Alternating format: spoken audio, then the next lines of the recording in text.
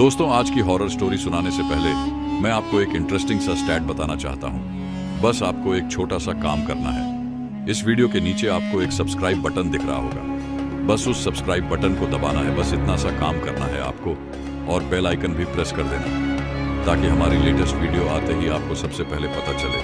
महाकुंभ का मेला, जिसे भारत का सबसे बड़ा और पवित्र धार्मिक आयोजन माना जाता है, अनगिनत रहस्यमयी कहानियों और मान्यताओं से जुड़ा हुआ है। 2012 के इलाहाबाद महाकुंभ की यह कहानी निखिल वर्मा नाम के 20 वर्षीय युवक की है, जो अपने माता पिता और छोटे भाई विवेक के साथ पहली बार इस मेले में गया था। निखिल के लिए यह यात्रा धार्मिक कम और रोमांचक अनुभव अधिक थी।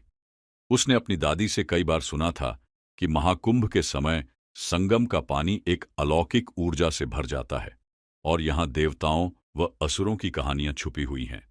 ये सब सुनकर वह बहुत उत्साहित था। जब वह अपने परिवार के साथ संगम के पवित्र जल में स्नान करने गया तो उसने पानी में अजीब सी गर्मी महसूस की। यह अनुभव उसे असामान्य लगा, लेकिन परिवार ने इसे उसकी कल्पना का हिस्सा मानकर नजरअंदाज कर दिया। शाम को मेला घूमते हुए निखिल की नजर एक साधु पर पड़ी, जो अन्य साधुओं से बिल्कुल अलग था। वह एक कोने में बैठा हुआ था। उसका चेहरा आकाश की ओर था, आंखें सफेद और होठों पर कुछ अनजाने मंत्र थे। निखिल को उस साधु के पास जाने की तीव्र इच्छा हुई। परिवार के मना करने के बावजूद वह साधु के पास पहुंच गया। साधु ने उसे देखकर मुस्कुराते हुए अपने गले से एक माला निकालकर दी और कहा कि इसे पहनकर सो जाना। निखिल ने बिना सोचे समझे माला ले ली। उस रात जब निखिल माला पहनकर सोया तो उसने खौफनाक सपने देखे। उसने खुद को एक अंधेरे जंगल में खड़ा पाया, जहां आग से आसमान लाल हो रहा था।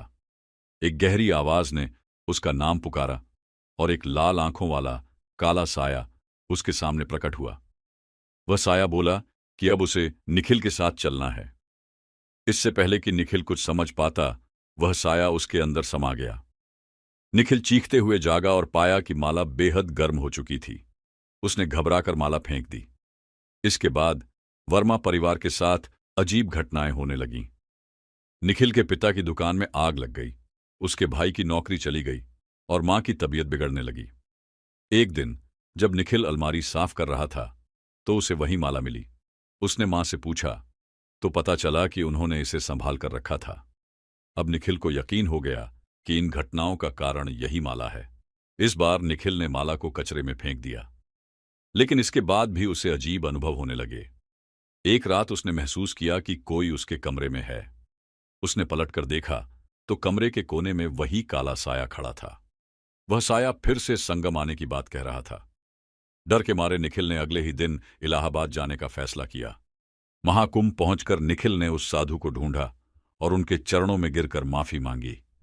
साधु ने उसे डांटा और कहा कि उसने उनकी आराधना भंग की थी, लेकिन अंततः उन्होंने माला को वापस ले लिया।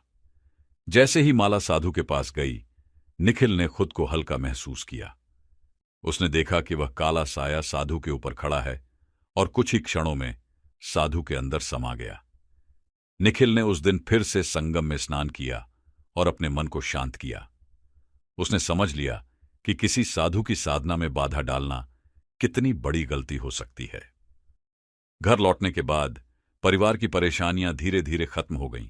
इस साल निखिल और उसका परिवार एक बार फिर प्रयागराज के महाकुंभ में जाने की तैयारी कर रहा है, लेकिन इस बार उनके मन में केवल श्रद्धा और विश्वास है। आप में से कितने लोग महाकुंभ के बारे में जानते हैं, और अगर हां तो कितने लोग महाकुंभ में जाने का प्लान कर रहे हैं?